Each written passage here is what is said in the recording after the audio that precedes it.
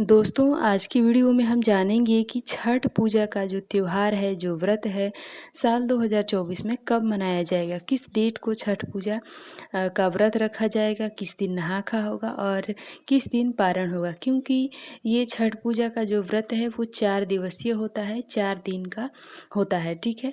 तो इसको जानेंगे और साथ में क्या हम पहली बार ये व्रत उठा सकते हैं कि नहीं उठा सकते हैं, ये भी जानेंगे। कितने दिनों का होता है तो ये भी जानेंगे। छोटकी छठ और बड़की छठ किसको कहा जाता है, इसको भी हम जानेंगे।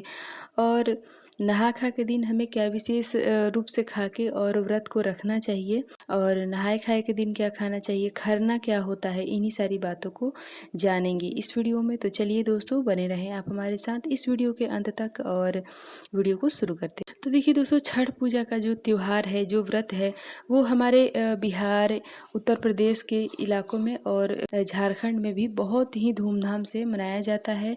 देखिए दोस्तों, ये व्रतों का जो व्रत होता है, ये महाव्रत इसको माना जाता है, महाव्रत इसको हम कहते हैं, ठीक है? क्योंकि हमारे यहाँ जो है, जैसे बिहार और यूपी में जो है, छठ पूजा से बड़ा किसी भी व्रत को हम नहीं मानते हैं, ठीक है? तो सबसे बड़ा अगर कोई व्रत है, कोई पूजा है, कोई अनुष्ठान है तो हम उसको छठ पूजा ही मानते हैं, ठीक है? और देखिए, ये इस सुहाग के लिए तो किया ही जाता है, साथ में विशेष रूप से जो बच्चे होते हैं संतान के लिए ये व्रत किया जाता है। तो जिसकी भी बच्चे लड़के हो गए हैं वो इस व्रत को करती हैं, ठीक है? और एक बार इस व्रत को उठाने के बाद आजीवन करना होता है, ऐसा बिल्कुल भी नहीं होता है कि आप एक बार इस व्रत को उठा लेते हैं तो आपको बीच-बीच में छोड़ना नहीं है, ठीक है? जैसे कि विरासत में हमें मिलता है, जैसे कि हमारी सास करती हैं, उनकी सास की होती हैं, फिर उनकी सास भी की होती हैं, तो घर की जितनी महिलाएँ होती हैं, सब इस छठ पूजा को करती हैं, ठीक है? यह पर्व है जो कि सूर्य देव और छठी मैया को समर्पित होता है। ये पर्व कार्तिक महीने के शुक्ल षष्ठी को मनाया जाता है। ये व्रत जो होता है 4 दिनों का होता है, ठीक है? तो 4 दिनों में क्या 4 दिन हमें उपवास रहना होता है? तो जी नहीं, बिल्कुल भी नहीं। जैसे कि पहला दिन जो होता है वो नहाए-खाए से ये व्रत शुरू होता है और फिर अगले दिन हम खरना करते हैं और उसके अगले दिन जो है हम शाम का यानी कि डूबते हुए सूर्य को अर्घ देते हैं, तो और उसके अगले दिन हम जो है उगते हुए सूर्य को अर्घ देते हैं। उसके बाद हमारा व्रत समाप्त हो जाता है और पारण करने का और उसी दिन हम जो है पारण कर लेते हैं, ठीक है? तो इस तरह से ये व्रत किया जाता है। तो इस बार साल 2024 में हमें कब छठ पूजा पड़ रहा है, डेट क्या है? तो देखिए दोस्तों, छठ पूजा का जो डेट है वो है 5 नवंबर 2024 को, दिन है मंगलवार, ठीक है? इस दिन हमें करना है नहा-खा, ठीक है? और देखिए दोस्तों, नहा-खा विशेष रूप से किया जाता है और आप जो सोचते हैं कि मंगलवार के दिन हम बाल नहीं धोएँगे, तो ऐसा बिल्कुल भी नहीं है, क्योंकि छठ पूजा में ना शुद्धता का बहुत ही ध्यान रखा जाता है, ठीक है? तो आप बिल्कुल भी मतलब अपनी तरफ से कोई भी लापरवाही ना होने दें कि हाँ, ऐसा है तो चल जाएगा, वैसा है तो चल जाएगा, क्योंकि छठ पूजा में कोई माफ़ी नहीं है। क्योंकि इसके अगले वीडियो में मैं बताऊँगी कि कैसे एक महिला को उसकी कर्मों की सज़ा मिली, जैसे कि वो छठ पूजा बीच में उससे गलती से टूट गया था, तो ठीक है? तो ये वीडियो जो है काफ़ी लंबा हो जाएगा इसलिए। तो 5 अक्टूबर को जो है नहा-खा है और नहा-खा के दिन हम जो है कच्चे चावल की भात और लौकी की सब्ज़ी खाते हैं, वो भी शुद्ध और सात्विक। उसमें लहसुन और प्याज नहीं डलता है और जो बनाता है व्यक्ति वो अच्छे से स्नान ध्यान करके घर को, चूल्हे को लीप के उसके बाद बनाता है। ऐसा नहीं कि जिस पे हम डेली खाना बनाते हैं उस पे छठ पूजा का कभी भी प्रसाद नहीं बनाना चाहिए, ठीक है? 6 तारीख को है, 6 अक्टूबर को होता है खरना, 6 अक्टूबर 2024 दिन होगा बुधवार, ठीक है? खरना होता है। तो अब दोस्तों देखिए, ये खरना क्या होता है? तो देखिए दोस्तों, खरना जो होता है वो भी उस दिन भी उपवास होता है। वो आप दिन भर उपवास करके और शाम के समय खीर और रोटी खा लेते हैं, ठीक है? शाम के समय मतलब सूर्य ढलने के बाद, ठीक है? तो घर में भी शुद्धता का ख़्याल रखा जाता है और किसी भी सदस्य के लिए मतलब छूट नहीं है कि हाँ, हमें छठ पूजा नहीं करना है तो हम लहसुन प्याज नहीं खाएँगे और बाकी को करना है तो बाकी खा सकते हैं। नहीं, बिल्कुल भी नहीं, घर में नहीं बनता है, बिल्कुल बंद हो जाता है, ठीक है। तो इस तरह से जो है खरना होता है। 7 नवंबर 2024 को हम जो है शाम का अर्घ देने के लिए जाएंगे और 8 नवंबर को फिरती है, जिसको कि सुबह का अर्घ देने के बाद हम घर वापस आ जाते हैं, तो उसको फिरती भी कहा जाता है। और जिस दिन सुबह का अर्घ होता है उसी दिन हमारा व्रत संपूर्ण होता है और उसी दिन हम जो है पारण कर लेते हैं। जो व्रती हैं वो पारण उसी दिन करती हैं, ठीक है। खरना को छोटी छठ यानी कि छोटकी छठ बोला जाता है और बड़की छठ जो बोला जाता है इसी को बोला जाता है। यानी कि जिस दिन हम शाम के समय फिर घाट पे जाके हम जब भी सूर्य देव को यानी कि डूबते हुए सूर्य देव को अर्घ देते हैं और छठी मैया का जो पूजन करते हैं तो उसे ही बड़की छठी माई बोला जाता है, ठीक है, बड़की छठ बोला जाता है, ठीक है। तो इस तरह से जो है और उस दिन जो है पूरे दिन आप उपवास रहेंगे। ये व्रत जो होता है निर्जला होता है। तो आप जो शाम के समय खरना किए हैं उसी पे जितना आपको पानी पीना होगा, चाय पीना होगा, उसी पे आप पी लेते हैं, मतलब पीना है और दोबारा आपको फिर से मुख में पानी नहीं लेना होता है, ठीक है।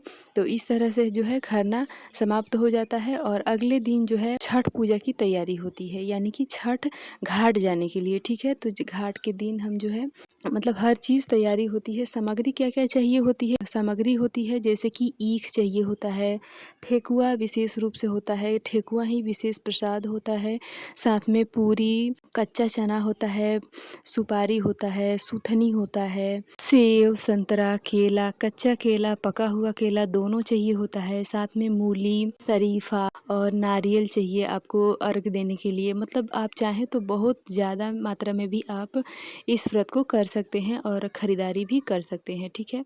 और उसके बाद जो है और भी सामग्री चाहिए होती है पूजा को करने के लिए, ठीक है। धूप बत्ती, अगरबत्ती, दीपक चाहिए होता है। अर्घ देने के लिए गिन के ले जाया जाता है कि कितना हमें अर्घ देना है और साथ में 1 लोटा जल, ठीक है। साथ में जो जिन्होंने व्रत किया है, व्रती जो है वो अपने हाथ में सिर्फ 1 लोटा जल लेके जाती हैं और इसके बाद जो है वो सारे चीज़, सारे सामान को एक बड़ा सा मतलब टोकरी में रखा जाता है और उसके बाद उसको ढक के और जो भी हमारे घर के पुरुष होते हैं, मतलब बेटे हो गए, हमारे पति हो गए, ससुर हो गए, देवर हो गए, ये सब लोग जो हैं अपने सिर पे उसको लेके जाते हैं, ठीक है। मतलब बहुत ही इज्जत से, बहुत ही मतलब अच्छे से और बहुत ही सम्मान के साथ उसको सिर पे रख के और उसके बाद ले जाया जाता है, ठीक है। और इसके बाद हम जब जाते हैं वहाँ तो अपना पूजा पाठ करते हैं, दीपक प्रज्वलित करते हैं, प्रसाद चढ़ाते हैं और शाम के समय वापस आते समय शाम के समय अर्घ दे के और फिर हम घर वापस आ जाते हैं, ठीक है। तो इसी को जो है बड़की छठ बोला जाता है।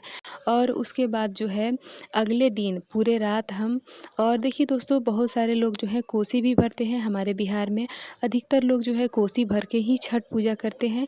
तो कोसी भरना क्या होता है उसको भी हम जान लेते हैं। तो देखिए दोस्तों कोसी भरना मतलब ये होता है कि जैसे 5 या फिर 7 ईख रहता है और ईख का एक छोटा सा मंडप तैयार किया जाता है, उसमें आप जोड़ा जोड़ा कोसी भरना होता है। तो उसकी भी सामग्री क्या होती है, विधि क्या होती है, उसको आने वाले वीडियो में मैं आपको डिटेल्स में बताऊंगी।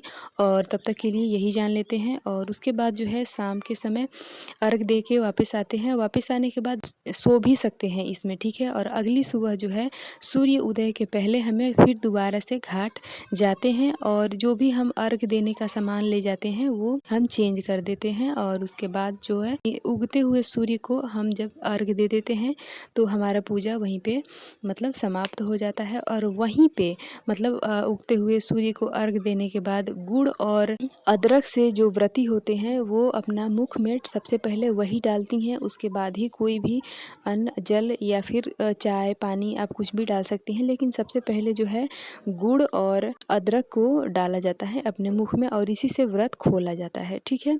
तो ये विशेष है, इसी से व्रत खोला जाता है। इसके अलावा अगर आप पहली बार व्रत कर रहे हैं तो इसके अलावा आप कुछ भी अपने मुँह में ना डालें, ठीक है। तो इस तरह से हम जो है घर पे आते हैं और घर पे आने के बाद जो भी प्रसाद वगैरह होता है अब बच्चे लोग को वहीं पे भी दे सकते हैं, क्योंकि अब पूजा समाप्त हो गई है, ठीक है। इसके बाद जो भी व्रती हैं वो घर पे आती हैं। घर पे आने के बाद जो है हर जगह, जैसे कि अगर आपके घर पे गाय है तो गाय को हम सिंदूर से टीकते हैं। खूंटा होता है जैसे जिस पे बांधा जाता है उसको टीकते हैं। मुख्य दरवाज़ा जो है चौखट होता है, हर चौखट पे हम टीकते हैं। अपने घर के जितने भी चौखट होते हैं उसको टीकते हैं। जो भी हमारे घर में अलमीरा है, मतलब जो पुराने ज़माने में संदूक होता था, पेटी बक्सा होता है, सबको सिंदूर लगाते हैं। और घर में जो महिलाएं व्रत नहीं करती हैं तो उनको भी सिंदूर लगाया जाता है छठ पूजा का, ठीक है। और वो भी पीला वाला सिंदूर, ठीक है। तो इस तरह से जो है छठ पूजा संपन्न होती है। और घर पे आते ही व्रती को अलग से चावल, कचौड़ी, पकौड़ी, मतलब जो भी बना होता है उस दिन पारण में हम यही सब खाते हैं। और घर परिवार के जो भी अगर गांव मोहल्ले में किसी के यहाँ नहीं होता है उसको भी उसके घर हम जाकर देते हैं, ठीक है। तो इस तरह से है जो कि छठ पूजा बहुत ही मतलब अच्छे तरीके से मनाया जाता है। और बहुत, जैसे कि आप जानते ही हैं कि इसे महापर्व कहा गया है, ठीक है। तो ये एक वीडियो में पूरी जानकारी दे पाना संभव नहीं है, तो इसके लिए आपको हर हमेशा जानकारी मिलती रहे तो आप हमारे चैनल को सब्सक्राइब भी कर सकते हैं, क्योंकि पूरा 4 दिन का व्रत का एक ही वीडियो में जानकारी देना संभव नहीं हो पाता है, ठीक है। तो आशा करती हूँ दोस्तों कि ये छठ पूजा की जानकारी आपको अच्छी लगी होगी। वीडियो पसंद आए तो लाइक करें और मिलती हूँ इसी तरह से एक और नए वीडियो के साथ। तब तक के लिए बाय।